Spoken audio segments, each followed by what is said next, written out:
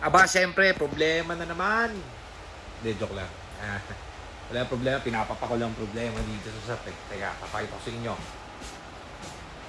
Ayan, Nico. Ayan, nagkasagot ng page. Sino yung bumili sa atin ng November? Yung silver na EcoSport? Sila Sir Nathaniel. Nathaniel. Oo. Ano nangyari? November last year. Nakabili ng last year ng EcoSport. Ayaw mag-reverse. Ayaw mag-reverse. So, okay, nakasok pa rin sir, nasa bakasyon sila ngayon eh. So, Sa Makati yung kotse? Nandiyan lang sa Taguig. Sige. So, nakita mo yun. So, eto yung mga binenta namin. Tignan nyo. Ang dami. Di ba? So, yung mga minor problem na ganun, meron sila kita mo, tapos na yon. Isang buwan na yon. Isang buwan na ba? Higit. Mahigit, isang buwan na. Pero syempre, GTA fam yan eh. So, dito nakabili yan eh. Ang problem nila is nawala ng reverse yung kanilang EcoSport.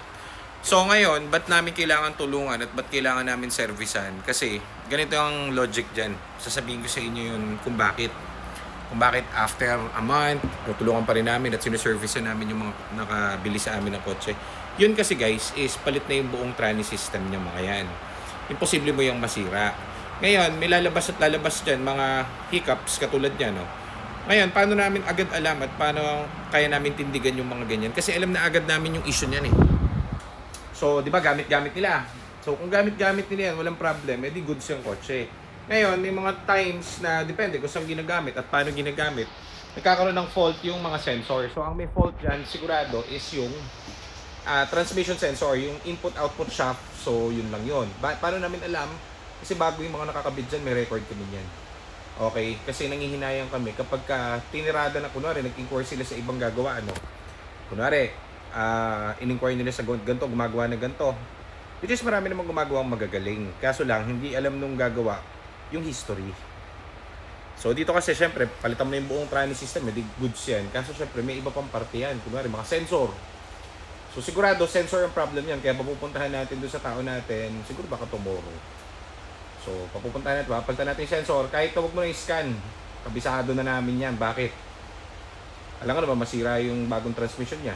So, for sure, it's sensor. Kaya kaya namin tindigan yung mga nare-release na unit. Kasi, kumbaga, latag na namin yan eh. Kabisado na namin lahat na nakakabit dyan. Ang masisira na lang dyan, kagaya ng paulit-ulit yung sinasabi, sensor. So, ang sensor, ba't siya nasisira? Depende po eh. Kasi yun eh, parang napupundi. So, pag napundi, pwedeng nabasa, pwedeng talagang natuluyin lang yung sensor, napundi lang. So, may mga ganun. So, imagine, isang buwan kalahati mo na gamit, edi okay yung kotse, walang problema. Ngayon, kapag nag-fault ng ganyan, meron lang dyan maliit na sensor na nagkakaproblema. So, sa dami ng nirelease natin, hindi mo may iwasan. Masaya pa nga ako pag may ganyan. Bakit? Kasi, walang major issue eh. Diba? Meron tayong isang araw yung kinukwento ko sa inyo, EcoSport na blue. Nandun, tatrabahoy na namin yun, easy lang yun. Pinahiram ko muna yung may-ari nun ng isang kotse, sila sir, para magamit at makapag-enjoy sila rito. Kami na bahala doon sa kotse, wala silang babayaran kahit piso. So kung ba't ko sa inyo sinasabi yung ganyan, kasi it's a second hand car, meron yan kahit pa paano, konting hiccups. Ngayon yung konting hiccups na yan, ready kami na tulungan kasi hindi naman kami pinahirapan ng mga yan nung bumili rito eh. So hindi rin natin sila papahirapan na ang tawag dito sa mga ganyang issue, di ba? Napakaliit na issue. CCU, basic. So, ganun, papunta natin sa tao natin bukas. So, yan ang mga lumabas ngayon. Sa dami ng binenta natin, yan ang mga lumabas ngayon na problem. Dalawa na. So, sinasabi ko sa inyo kasi yan ang realidad eh. Hindi po pwedeng mape-perfect mo yun sa brand nyo nga eh. Di ba sa brand nyo? Brand nyo nga nagkakaproblema sa second hand pa. So, at least, ang importante, yung mabibilan nyo eh, titindig. Kumbaga yung, alam mo yun, gagawin basic yung problema. Hindi kami kinakabahan kasi bakit? Hindi mo masisira ang training yun. Bago yan eh. Ngayon, kapag ka ibang tumirada kasi niyan, humimas. Ang common kasi na nakatatak na doon sa ibang gumagawa, trani yan, problema sa trani yan.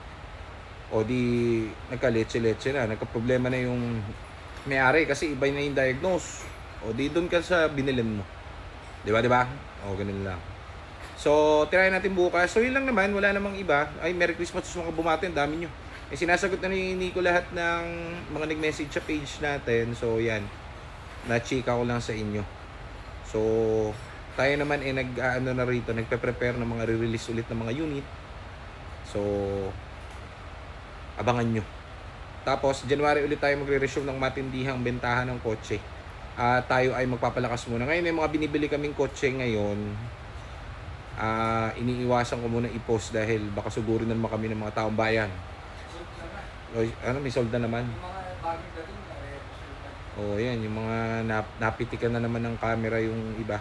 So again guys, itong page naman po, kung makikita nyo, nahihiya nga ako pag nagbebenta ako ng kotse.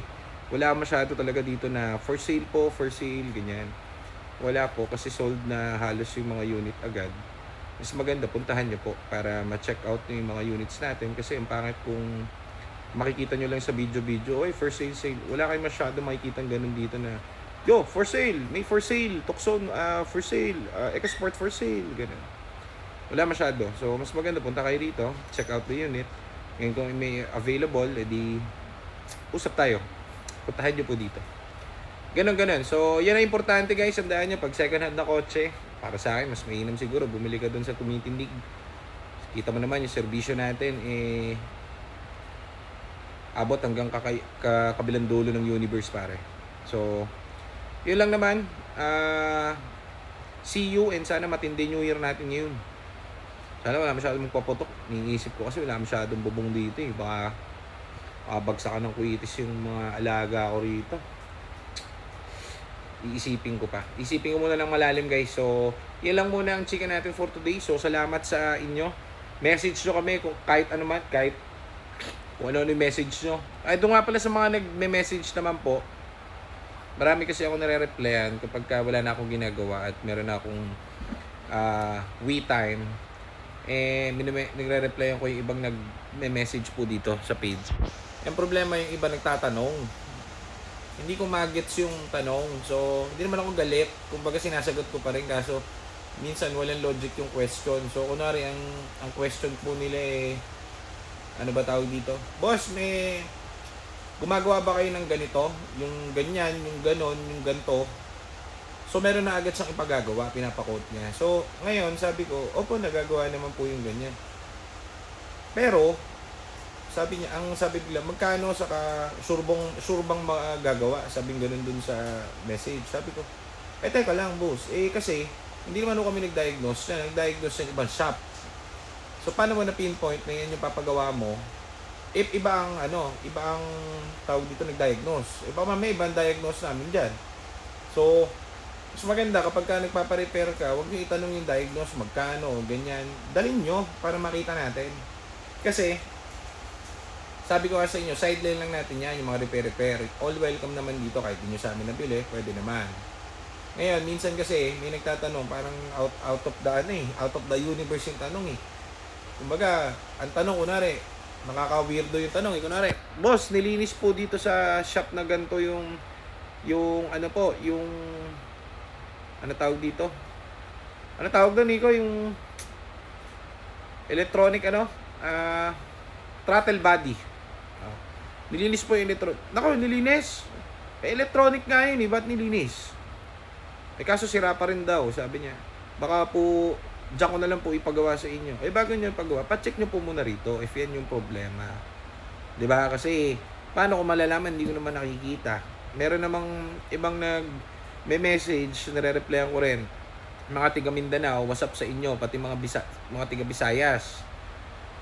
So, galing sila doon sa mga kaso doon, tapos nagtatanong sila ng ganito, ganyan. So, huwag nyo po itanong kasi kailangan ipakita nyo yung code. Pa-scan nyo po. Pag na-scan na po siya, pakita nyo sa akin yung code, send nyo yung code. Tapos mabibigyan ko kayo ng advice free. Walang problema. Yung iba kasi, ang gusto, sabihin ko agad yung, kumbaga, step by step ko kung paano gagawin. Mahirap po yun. Kailangan may scan kayo, diagnostics, tapos send nyo sa akin. Tapos mabibigyan ko kayong advice. 'Di ba? Okay. So, yun lang muna. Mamaya ulit, vlog tayo. Thank you!